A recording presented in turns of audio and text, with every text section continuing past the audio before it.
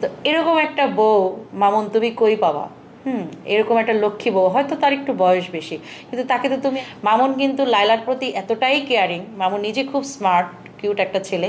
ও লায়লাকে নিয়ে হচ্ছে সেই লেজার অ্যাস্থেটিক সেন্টারে গিয়ে লায়লার যে মানে বয়সের যে ছাপগুলো চলে এসেছিলো সেগুলো কিন্তু ও গিয়ে নিজের হাতে নিজের নিয়ে গিয়ে তারপরে সুন্দর করেছে। লায়লা কিন্তু এখন দেখতে আগের থেকে অনেক লাবণ্যময়, অনেক সুন্দরী হয়ে গিয়েছে। লায়লার অনেক কষ্ট হবে যেহেতু বয়স কম, কম বয়সী ছেলে আসলে যখন সময়ের সাথে লায়লার আরও বয়স হবে তখন একটু কষ্ট হবে হয়তো, কিন্তু আমার মনে হয় ভালোবাসাটা যেখানে থাকে সেখানে বয়সটা কোনো ম্যাটার না। তো লায়লা মামুনের রিলেশনশিপ নিয়ে তো আসলে অনেক রিউমার, অনেক কিছু, এই যে কখনো মামুন ছেড়ে যায়, মেরে তারপরে রাস্তার মধ্যে ফেলে চলে যায়, তো এগুলো তো আমরা দেখেই আসছি।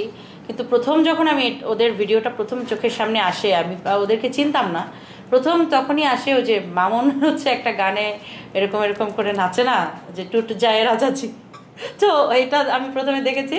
তো মামুন ছেলেটা কিউট আছে, সুন্দর, অনেক কিউট, এই জন্যই হয়তো লায়লা ক্রাশ খেয়ে আছে অনেক দিন ধরে। আর লায়লা তো মামুনের জন্য মূলত অনেক কিছু করেছে, অনেক কিছু করেছে, মানে ভালোবেসেই করেছে। মামুন প্রথমে হয়তো ফ্রেন্ড ছিল, তো ফ্রেন্ড হিসেবেই ও ভালোবেসে ওর জন্য অনেক কিছু করেছে। আসলে একটা মেয়ে কিন্তু কোনো ছেলের পেছনে এমনি এমনি পয়সা খরচ করে না, মেয়েদের কাছ থেকে টাকা বের করা, ও মাই গড, আমি তো অ্যাটলিস্ট করি না, আমি মেয়েদের সম্পর্কে বুঝি। যখন লায়লা মামুনের পিছনে ইনভেস্ট করছে, দ্যাট মিনস তখন বুঝে গেছে মামুন যে তাকে ভালোবাসে। আচ্ছা, এক পর্যায়ে ভালোবাসার তো ঝগড়াঝাটি অনেক কিছু হয়, ওকে যখন মেরে ফেলে রেখে গেল রাস্তায়, কিন্তু পরে কিন্তু আবার সেই ইন্ডিয়া থেকে যে ছেলেটা আসলো, কি নাম ওর, স্যান্ডি সাহা আসলো। হ্যাঁ, ও কিন্তু এসে মিলিয়ে দিয়ে গেছে। তো আমি স্যান্ডি শাহকে খুব একটা পছন্দ করতাম না, ভালো লাগতো না ওর অ্যাক্টিভিটিস, কিন্তু যখন এসে এই মহৎ কাজটা করছে আমি এত খুশি হয়েছি যে না, যেমনই হোক তাদের বয়সের গ্যাপ, সো হোয়াট, এই একটাই তো তাদের প্রবলেম, বাট তাদের মধ্যে কিন্তু ভালোবাসাটা মানে অনেক আছে, অনেক ভালোবাসা আছে। তো স্যান্ডি শাহ এসে যখন ওদের মিলিয়ে দিয়ে গেল, খুব ভালো লাগছে। তারপর থেকে যে ওরা একসাথে মানে অনেক ভিডিও কন্টেন্ট তৈরি করেছে, একসাথে ঘুরেছে ফিরেছে, খেয়েছে, একটা গানের একটা ভিডিও দেখলাম রিলিজ করেছে ইভেন। তো এত কিছু করার পরে এখন যে মামুন কেন লায়লাকে কষ্ট দিয়ে, ঈদের টাইমে দেখলাম মেয়েটার কান্না দেখে আমার এত খারাপ লেগেছে, এত কষ্ট লেগেছে যে ঈদের টাইমে সেই মেয়েটা কাঁদছে, আবার সিএনজি নিয়ে, গাড়ি নিয়ে, রিক্সা নিয়ে বিভিন্ন জায়গায় মামুনকে খুঁজে বেড়াচ্ছে। তো আমার খুবই কষ্ট লাগছে লায়লার জন্য।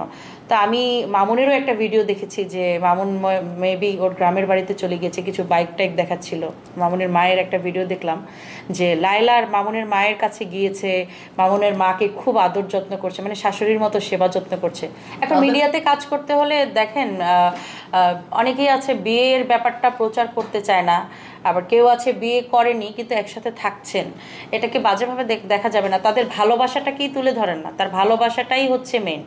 তারা যে দুজন দুজনকে পছন্দ করে এতে কোনো সন্দেহ নেই। আমি একটা মেয়ে মানুষের চোখ দেখলেই বোঝা যায় যে লায়লা মামুনকে এতটা ভালোবাসে। আর মামুনও যে লায়লার প্রতি উইক না তা কিন্তু নয়, এই যে এখন দূরে আছে, আর দুটা দিন যেতে দেন না, দেখবেন দুজন ঠিকই মিলে যাবে। অযথাই এর আগেও তারা মারামারি করেছে, এখন আবার এরকম হচ্ছে। তো এই যে লায়লা যে তার শাশুড়ির কাছে চলে গেল, মানে শাশুড়ি কিনা সেটা তো তারা ওইভাবে বলে না, কিন্তু যেভাবে তাদের মানে একসাথে ছাদের উপর ভিডিও দেখলাম, মনে হচ্ছে যে আসলেই ছেলের বউ শাশুড়ি, মানে তাদের বন্ডিংটা খুব ভালো। তা আমার মনে হয় মামুন তুমি ভাই লায়লাকে সুন্দর আনুষ্ঠানিকভাবে ঘরে তুলে নিয়ে আসো, এরকম লক্ষ্মী বউ, এরকম মানে শাশুড়ি ভীরু বউ পাবা না। আজকালকার ছেলের বউরা শাশুড়িদের ধরে মারে, শাশুড়ি এদের সাথে খারাপ ব্যবহার করে, সেইখানে লায়লা তোমার জন্য অনেক কিছু করেছে, অনেক টেক কেয়ার করছে।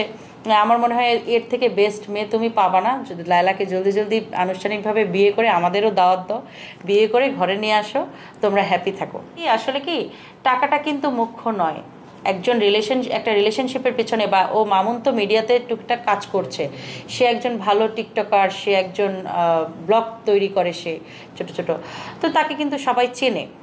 এই চেনার পিছনে একটা মানুষ যখন কাজ করবে, তার পেছনে যদি ভালোবাসা না থাকে, একটা সাপোর্ট না থাকে, প্রত্যেকজন পুরুষের পিছনে একজন নারীর হাত থাকে। মামুনের ভালো কিছুর পেছনে কিন্তু লায়লার হাত আছে, এটা কিন্তু টাকা দিয়ে পরিমাপ করলে চলবে না। আর মামুন যে বলেছে অস্বীকার করেছে, না, মামুন অস্বীকার করেনি, মামুন কিন্তু বলেছে ওকে কিছু গিফট সে করেছে, মানে গিফটগুলো আমি মানে নামটা আমার ঠিক খেয়াল নেই, কি মানে ক্যামেরা ট্যামেরা এসব কী কী গিফট টিফট করেছে। তো গিফট তো মেয়েরা তখনই করে যখন ভালোবাসাটা প্রচুর থাকে, যে না এটা আমার বয়ফ্রেন্ড, এটা আমার হাজবেন্ড, ওই চিন্তা করেই লায়লা গিফট করেছে। আর মামুন যে অস্বীকার করেছে তা না। আর এর থেকে বেশি কি গিফট করবে, ও তো তাকে বিয়েই করতে চাচ্ছে, বিয়ে হলে তো লায়লার যা আছে সব কিছুই মামুনের, তাই না? সো এখন এখানে তার গিফট করার কিছু নেই। মামুনকে ওকে ভালোবাসা দিয়ে বাঁধতে হবে, তাহলে মামুন আর ছুটে কোথাও যেতে পারবে না, পাখি উড়ে যেতে পারবে না। না, পাখি আছে তো, মামুনের ঘাড়ে পাখি আছে। এই ও তো সুন্দর, ওর ওর পিছনে অনেক মেয়ে ঘুরবে, ও দেখতে কিউট, ওর চুলে টিয়া পাখির মতো অনেক রকম কালার করা। মানে এখন কিন্তু ইয়াং জেনারেশন ইউনিভার্সিটি লেভেলের মেয়েরা কিন্তু এগুলো খুব পছন্দ করে, মানে একটু ইয়ো ইয়ো টাইপস।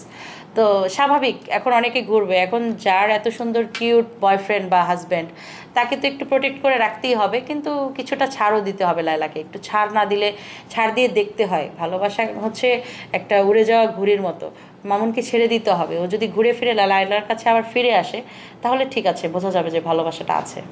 আচ্ছা, শেষ পরিসরে আপনি বলবেন আপা, লায়লা এবং মামুনের এখন যে দূরত্ব সৃষ্টি হয়েছে, এখন আসলে তাদের কি করা উচিত, বা কি করলে তাদের সংসারটা আবার মিলে যাবে বা এক হবে তারা দুজন?